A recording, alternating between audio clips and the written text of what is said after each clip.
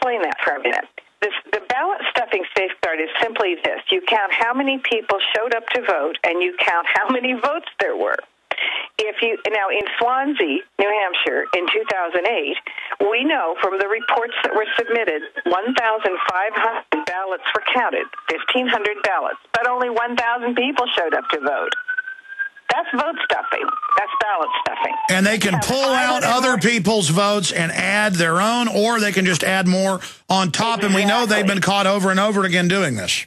Well, in New Hampshire, this time, some of the town clerks are reporting that the Secretary of State has told them that it is optional to report how many people voted. Oh. Now, if it's optional, now the law, understand this, the law is very clear. The law requires that every single town clerk submit immediately to the Secretary of State the number of people who counted along with their vote tally. Problem is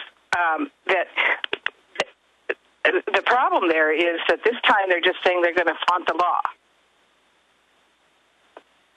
So wow, I mean, it is so in your face. So right there is where they can do this, because I remember 4 years ago there was incredible evidenced fraud against Ron Paul in New Hampshire. So that's where they're planning to really give him a devastating whack, so that they can create the perception that he's out of the race. They wouldn't do that in Iowa because it's a little bit harder, and it's harder for them to finagle things. Have you seen this video of this Fox News pundit on local Iowa radio a few nights ago saying, don't worry, I've talked to the party chiefs. They're not going to let Paul win. The fix is in. I mean, that's how arrogant they've gotten. Well, and they may have tweaked it. I mean, it was so darn close. He might have won, But the thing is, in terms of the Iowa caucus and the New Hampshire primary, they're not actually about winning. They're about managing expectations so that they can create a foregone conclusion. Okay, so, yeah. So what happened in Iowa, I think, is if expectations were managed, they might have tamped him down a tad so he didn't win. They may have tamped down Rick Santorum by the 8 votes that he lost by, because they need to have Romney the winner. You can tell from the CNN coverage and so forth that he's the anointed, that they want Romney to be foregone conclusion. And they're going to try to pull Romney out of New Hampshire with, say, like 50% of the votes, or 55, a huge margin, and that will be the story. And then he'll be inevitable, you see. But Ron Paul, on the other hand, the danger there is that they'll tamp him down, exactly as you said, Alex. And they'll tamp him down, and then they'll use over and over and over and over, you're going to hear this story.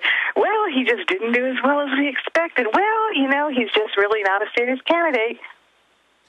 And how does the Paul campaign, and how do Americans, period, that believe in real, election systems, how do you respond to something like that? I mean, what do activists do to expose that? Because you are the person with others who have proven, it's come out in court, come out in the Associated Press years later, yes, Ohio was a fraud. Yes, this state was a fraud. Yes, this went on. I mean, this does go on. They've been caught doing it over and over again. How do you stop them? I mean, what would you do if you were the Ron Paul campaign? If you were Ron Paul, I mean, you were undisputedly the preeminent expert on election fraud. What would Bev Harris do? I would start right now talking about what's real and what's not. What's real is New Hampshire doesn't have very many delegates. They're the first primary, but they are not relevant because they don't have a process that has integrity, although, of course, the candidates can't go there. But at least, forget even about whether it's tampered with or not. New Hampshire is not relevant. This huge focus on whatever happened in New Hampshire is going to tell the story for the future has got to be really debunked, because if that's done, then it really won't matter so much what happens in New Hampshire. They can tamper to their heart's content. They've only got a few delegates. What the effort is, though, is to try to short-circuit the whole primary system so the other states never do really get to vote. So what I expect to see is they're going to annoy Romney, and then they're going to start talking about how expensive it is to have all these primaries. There's going to be huge pressure on the candidates to bow out, and it's going to become more and more inevitable. And then the whole the whole thing the whole thing is short-circuited, or it's a circus, both. Well, it's just frustrating to watch this fraud go on. I mean, you'd talk about election fraud 15 years ago. I would, and we get laughed at. The Collier brothers would do it and get laughed at, and they caught people red-handed all over the country. Now, most people I've seen in national polls know that there's fraud going on, manipulation, bamboozling, dirty tricks, whatever you want to call it, but there's this sense of helplessness. Right, and let me address that. You know, what I've done over the last few years is I've really boiled it down to just 4 things that we need to demand to be able to see and authenticate. Just 4 things, and we can get control of this process again. And we don't have to do them all in one fell swoop with a magic wand. We can do them piecemeal, but we need to start getting one thing after the next. The 4 things we need to be able to see and authenticate. Now, this differs from state to state, what you can see and authenticate. I'll tell you what, stay there, Bev. We got to go to break. Sure. Short segment coming up. We'll do that segment on the 4 things we need to really certify the vote, that key to our republic, our representative democracy, and then we'll go to callers in Iowa to tell you their stories, and Bev can break it down, and other callers. The phones are wide open. They're full, but they're wide open. 800-259-9231. I'm Alex Jones. GCNlive.com's the network website. Hey, guys, our weaker test... Okay, we're going back to Bev Harris here in just a moment, and then we're going to take your calls in the next segment with her. I'm going to get Charlotte Iserby on next week, former head of policy, Department of Education under Ronald Reagan. Her father and grandfather were Skull and Bones. She's the lady that leaked all that to Anthony Sutton. She's now done interviews with us, revealing a lot of stuff never before seen or known. Skull and Bones documents, you name it. Part 2 of that interview is going to be released to Prisonplanet.tv viewers very, very soon. I'm doing a plug right now because Bev's away from the phone. We're waiting for her to come back here in a moment. This book is out of print, the big phone book size one.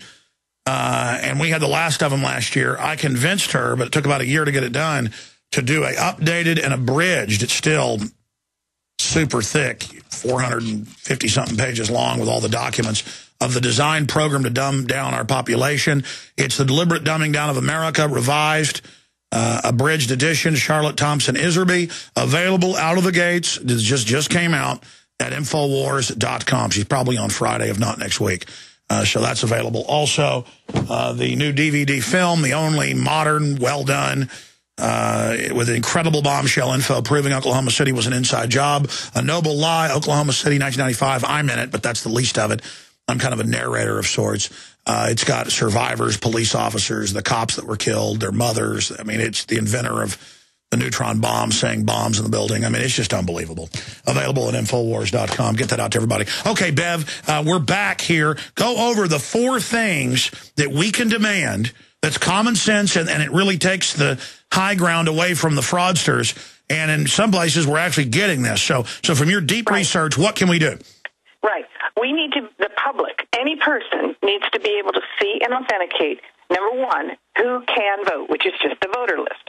Who did vote, which is whoever showed up and cast their vote, the chain of custody, and the vote count. Now, you can verify those 4 things. You're going to catch them most of the time if they try to steal an election. What they've done, though, is they've taken some of these things out of the public domain. It depends where you are. Some places you can see one but not another. If they can control any one of those 4 things, they can control the whole election. So if they can knock people off the list or add people to the voter list of who can vote, they can. Or if who did vote, if, for example, they stuff some more ballots in and say people voted when they never did vote, they can take the election. If they alter the chain of custody, and which is the thing that we're going to get to in Iowa here, that's what I'm concerned about with some of the locations there where everything was out in the open at the caucus, but between the time it left the caucus and got to the Republican Party at the state level, that might have changed. And then if they just add a little bit here or subtract a little there, they can win, and that's why you've got a statistical dead heat between Romney, Santorum, and Paul. Right, and it only needs to be done in a couple of places. So that's the chain of custody issue, with the last one being the count. Now, most of the places in Iowa, they did count in public last night, and so the count was actually pretty good. The problem was the chain of custody in Iowa. Well, we've had a lot of callers. We're going to go to them in the next segment and get your take on it, Bev.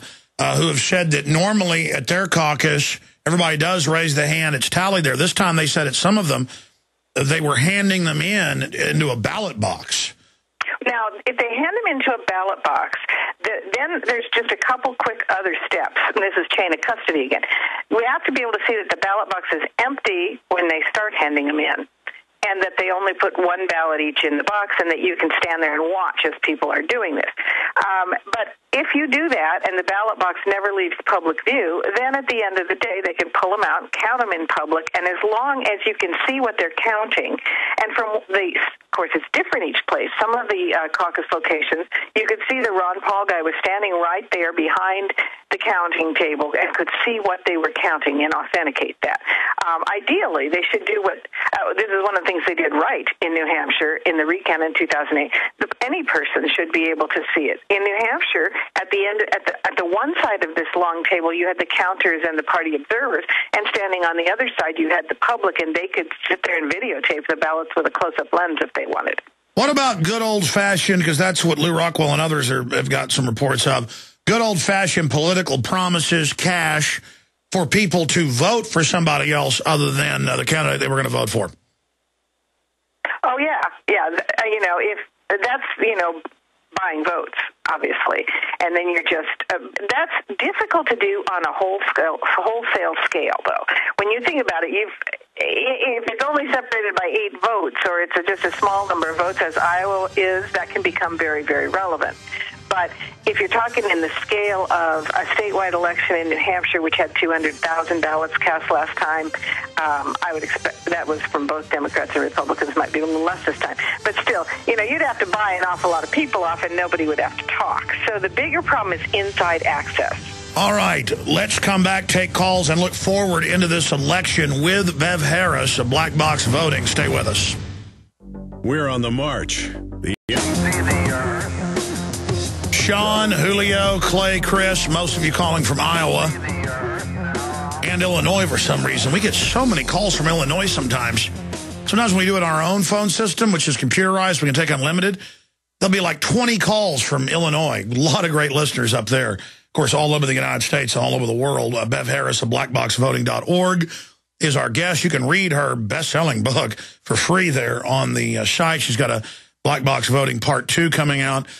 And, the good news here is the naivete is over. I've seen national polls where upwards of 90% of citizens now believe there's problems with voting integrity and fraud.